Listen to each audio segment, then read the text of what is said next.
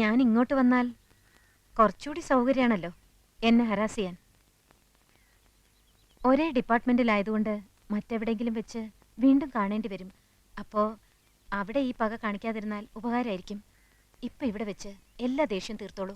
പുലികൾക്കിഷ്ടം ഇരയെ ഓടിച്ചിട്ട് പിടിച്ച് ആക്രമിച്ച് തിന്നുന്നതാണ്. ഓ, ഇതാര് ഉണ്ണി ആർച്ചയോ? ആർച്ചയുടെ നാവിന്നാണോ കീഴടങ്ങളുടെ ആ സ്വരം ഞാൻ കേട്ടത്? എന്തു പറ്റി ആർച്ചയെ ഊരിവാൾ ഇത്ര വട്ടം നുറയിലോട്ടിടാൻ? പിന്നെന്തുണ്ട് വിശേഷം? നേരാങ്ങള ആരോമൽ ചേകവർക്ക് സുഖമാണോ? ഭർത്താവ് കുഞ്ഞിരാമൻ ഇപ്പൊ എന്ത് ചെയ്യുന്നു? ഓ, ഞാൻ ഓർത്തില്ല. ആണിന്റെ തണൽ ഒതുങ്ങാത്ത ഉണ്ണി ആർച്ചയാണല്ലോ ഇത്. ഏതെങ്കിലും ഒരു ആണിനെ അനുസരിക്കാത്താണല്ലോ ഈ ആർച്ചയ്ക്ക് പറ്റിയ കുഴപ്പം.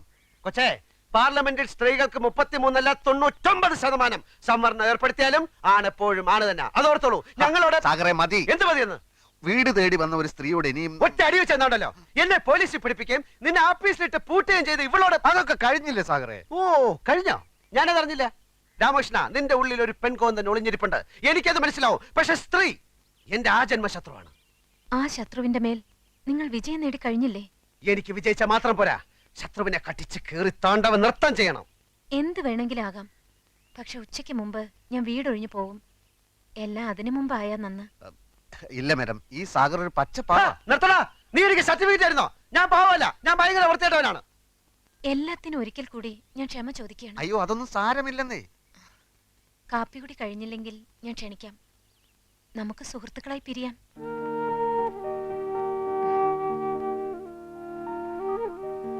വൻകിട രാഷ്ട്രങ്ങൾ തമ്മിൽ യുദ്ധങ്ങൾ ഉണ്ടാവാറുണ്ടല്ലോ. പിന്നീട് അവരൊരു മേശയ്ക്ക് ചുറ്റുമിരുന്ന് സന്ധി സംഭാഷണങ്ങൾ നടത്താറുമുണ്ട്. മിസ്റ്റർ സാഗറിനെയും ഞാൻ കാപ്പി കുടിക്കാൻ ക്ഷണിക്കുന്നു.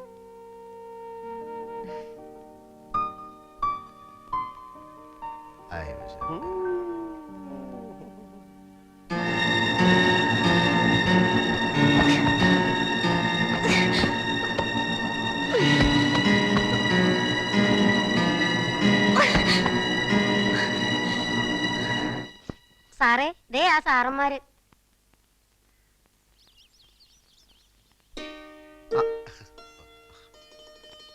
വരൂ വരൂ. Thank you so much. വരൂന്ന് വിചാരിച്ചതല്ല. സമാധാനമായി. അകത്തോട്ടിരിക്കാം. ത്രേസ്യമ്മേ, ബ്രേക്ക്ഫാസ്റ്റ് റെഡിയല്ലേ? വരൂ, കഴിക്കൂ. പെട്ടെന്നുള്ളൊരു വട്ടമേശ സമ്മേളനം ആയതുകൊണ്ട് കാര്യമായിട്ടൊന്നും ഉണ്ടാക്കാൻ പറ്റിയില്ല. ആളൊരു ഭക്ഷണപ്രിയനാണെന്ന് ശരീരം കണ്ടാൽ അറിയാം. മാഡം, ഇത്ര സിമ്പിൾ ആണെന്ന് ഞാൻ അറിഞ്ഞില്ല. സത്യത്തിൽ ഞങ്ങളാണ് ക്ഷമയോദിക്കുന്നത്. ഞങ്ങളല്ല, താൻ. ഞങ്ങൾ നോവലിസ്റ്റുകൾ ഒരു കഥാപാത്രത്തെ സൃഷ്ടിക്കുമ്പോൾ കഥാപാത്രത്തിന്റെ പ്രവൃത്തിയിലൂടെ, കഥാപാത്രത്തിന്റെ സംസാരത്തിലൂടെ ഒരു സ്വഭാവം വരച്ചു കാട്ടും. കഥ ഏതൊക്കെ വഴിത്തിരിവുകളിലൂടെ കടന്നുപോയാലും കഥാപാത്രത്തിന്റെ അടിസ്ഥാന സ്വഭാവം ആദ്യാവസാനം ഒന്ന് തന്നെയായിരിക്കും. അങ്ങനെ ഒരു ലോജിക് മാഡത്തിന്റെ സ്വഭാവത്തിൽ കാണാനില്ല. ഈറ്റപ്പുലിയെ പോലെ ചാടിക്കടിക്കും, അടുത്ത നിമിഷം മാൻപേടയാകും. What is this? ഈ ലോകത്തുള്ള കോടിക്കണക്കിന് ആളുകളുടെയും മനസ്സ് പഠിച്ച ആളാണോ ഒരു നോവലിസ്റ്റ്? എന്നല്ല, പിന്നെ എനിക്ക് ഈ കഥാപാത്രത്തെ ഒന്ന് പഠിച്ചാൽ കൊള്ളാമെന്നുണ്ട്. പഠിപ്പിച്ചാലും അത് പഠിക്കാനുള്ള കഴിവ് തനിക്കുണ്ടെന്ന് തോന്നുന്നില്ല. സ്ത്രീ തന്റെ ആജന്മ ശത്രുവാണെന്ന് പറഞ്ഞല്ലോ. തന്റെ അമ്മ തന്റെ ശത്രുവാണോ? പെങ്ങള് ശത്രുവാണോ? അതോ അമ്മ പെങ്ങന്മാരൊന്നും ഇല്ലാത്തവനാണോ താൻ? തന്റെ പൈങ്കിളി നോവലിലെ ഏതു നേരവും ദിവാസ്വപ്നം കണ്ടുകൊണ്ട് നടക്കുന്ന വിഡ്ഢിക്കോതയല്ല യഥാർത്ഥ സ്ത്രീ. ഒരു പുരുഷനും യഥാർത്ഥ സ്ത്രീ അറിയില്ല, അവളുടെ മനസ്സറിയില്ല.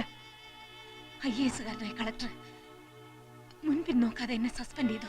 കാരണം സ്ത്രീ അറിയാനുള്ള പഠിത്തം ആ ഇഡിയറ്റിനുമില്ല. എന്തുകൊണ്ട് ഞാൻ ഇയാളെ പൂട്ടിയിട്ടു? പൂട്ടിയിടുമ്പോ എന്റെ മനോവികാരം എന്തായിരുന്നു? അത് ചോദിക്കാനുള്ള ബുദ്ധി പോലും അയാൾക്കില്ല. കഥാപാത്രത്തെ പഠിക്കാൻ ഇറങ്ങിയിരിക്കുന്നു. പഠിപ്പിക്കാടോ, പഠിപ്പിക്കാം എല്ലാരെയും. I am a self-made woman. ഒരുത്തിന്റെ ഔദാര്യം ഇല്ലാതെയാണ് സ്വയം ഈ നിലയിലെത്തിയത്. ആരും എന്നെ തോൽപ്പിക്കാൻ ഞാൻ സമ്മതിക്കില്ല. എന്റെ തോൽവി ആഘോഷിക്കാൻ ഞാൻ അതിലും ഭേദം മരണമാണ്. എന്റെ മരണമാണ് നിങ്ങൾ ആഘോഷിക്കേണ്ടത്. മരിക്കാം, മരിക്കാൻ ഞാൻ. Yes, I'll kill myself. മരിക്കാൻ ഞാൻ മരിക്കാം. രമേശ, എന്റെ കാശിത്തുമ്പ എന്ന നോവലിലെ നായിക രാഗിനെ പോലെ വെയിൻ കട്ട് ചെയ്ത് മരിക്കാനുള്ള പുറപ്പെടാൻ തോന്നുന്നു. നീ കത്തി പിടിച്ചു വാങ്ങ. വെയിൻ കട്ട് ചെയ്ത്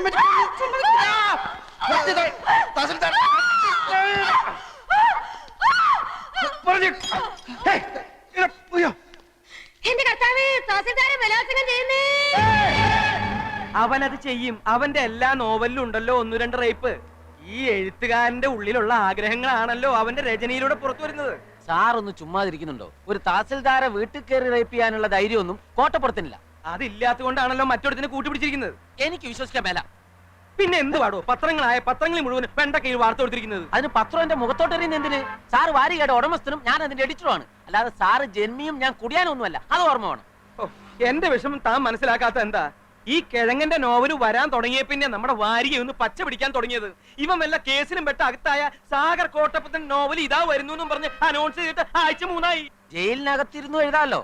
ദേ, താൻ എന്നെ ഭ്രാന്ത് പിടിപ്പിക്കരുത്. ഇത് കേസ് റേപ്പാ.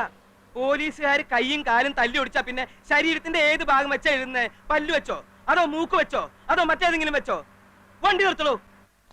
സർ, മഞ്ചാടി വരിയുടെ മുതലാളി എഡിറ്റർ വന്നിട്ടുണ്ട്. ഓഹോ, വരാൻ പറയൂ. Yes sir. ഭരണകക്ഷിക്ക് പാദസേവ ചെയ്യാനൊന്നുമല്ലടോ ഞാൻ പത്രം നടത്തണേ. ഞാനിപ്പോ പോലീസ് സ്റ്റേഷനിൽ നിന്നാ. ഏയ്, ലോക്കപ്പിലൊന്നും അല്ലടോ. സാർ ഇരിക്കണം. ആ, ഞാൻ മഞ്ചാടിയുടെ ഒരു സ്ഥിരം വായനക്കാരനാ. ആണോ? ആ. ഞാൻ മാമച്ച മുതലാളി. ഇതെന്താണ് സാർ സംഭവിച്ചത്? സാഗർ കോട്ടപ്പുറം ലോക്കപ്പിലാണോ? ആളിനെ ഇപ്പോ സർക്കിൾ ഓഫീസിലേക്ക് കൊണ്ടുപോയിരിക്കാം. എന്തിനെ? ഇൻട്രോഗേഷൻ. എന്താ പറഞ്ഞേ? ചോദ്യം ചെയ്യൽ. നമുക്ക് അയാളെ എത്രയും പെട്ടെന്ന് ജാമ്യത്തിനെടുക്കണല്ലോ. ഇനി കോടതിയിൽ നിന്ന് ജാമ്യം കിട്ടൂ. സാറിന് കാപ്പിയോ ചായയോ അത് തണുത്ത വല്ലതും? സദ്യ ഉണ്ണാൻ ഞാൻ വേറൊരു ദിവസം വരാം. ഇപ്പൊ എന്തെങ്കിലും അടിയന്തരമായി ചെയ്തേ പറ്റൂ. എന്റെ മഞ്ചാടി 3 ലക്ഷത്തിൽ നിന്ന് ഒറ്റയടിക്ക് 6 ലക്ഷമാക്കിയതിൽ കോട്ടപ്പുറത്തിന്റെ പങ്ക് ചില്ലറയൊന്നും അല്ല. സാർ, ഈ റേപ്പ് ചെയ്യപ്പെട്ടു എന്ന് പറയുന്ന തഹസീൽദാരുടെ നാവിൻതുമ്പത്ത കോട്ടപ്പുറത്തിന്റെ ഭാവി. പെണ്ണുങ്ങൾക്കാണല്ലോ ഇപ്പൊ നിയമത്തിന്റെ എല്ലാ സംരക്ഷണവും. കോട്ടപ്പുറം സാറും തഹസീൽദാരും തമ്മിൽ നേരത്തെ ഒരു വടംവലി ഉണ്ടായിരുന്നു. അതിന്റെ പ്രതികാരമാവാനും മതി. എന്തായാലും സാർ ഈ തഹസീൽദാരെ ഒന്ന് കണ്ട് ഒരു അമിക്കബിൾ സെറ്റിൽമെന്റ് ശ്രമിക്കുന്നതാ ബുദ്ധി. എന്റെ അനുവാദം ഇല്ലാതെ എന്റെ വീട്ടിൽ കയറിയവനൊക്കെ അതിന്റെ ഫലം അനുഭവിച്ചിട്ടുണ്ട്. ബഹുമാനപ്പെട്ട തഹസിൽദാർ, ഇതൊരു ജീവൻ മരണ പോരാട്ടമാണ്. ഉടൻ വരുന്നു. സാഗർ കോട്ടപ്പുറത്തിന്റെ പുതിയ നോവൽ എന്ന് പരസ്യം ചെയ്തിട്ട് ആഴ്ച 3 കഴിഞ്ഞു. ഞാൻ മാപ്പ് പറയാം, കാല് പിടിക്കാം. കോട്ടപ്പുറത്തിന്റെ പേരിലുള്ള കേസ് പിൻവലിക്കണം. ദയവ് ചെയ്ത് അയാളെ കഥ എഴുതാൻ അനുവദിക്കൂ. ഇനി ഒരിക്കലും അയാൾ കഥ എഴുതരുത്. മലയാള സാഹിത്യത്തിൽ മഞ്ചാടി എന്ന വാരികയ്ക്കും സാഗർ കോട്ടപ്പുറം എന്ന നോവലിസ്റ്റിനും ചവറ്റുകൊട്ടയിലാണ് സ്ഥാനം. 6 ലക്ഷമാണ് ഞങ്ങളുടെ സർക്കുലേഷൻ. അതിൽ കൂടുതൽ സർക്കുലേഷനുള്ള ചവറുകൾ വേറെയുണ്ട്. യഥാർത്ഥത്തിൽ കോട്ടപ്പുറം നിങ്ങൾ റേപ്പ് ചെയ്തോ? Get out. I said get out.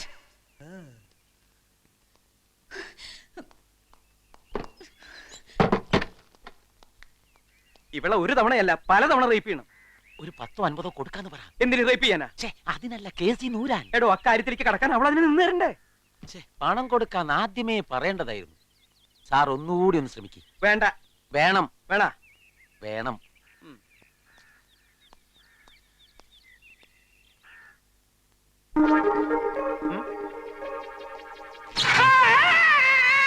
സാറേ,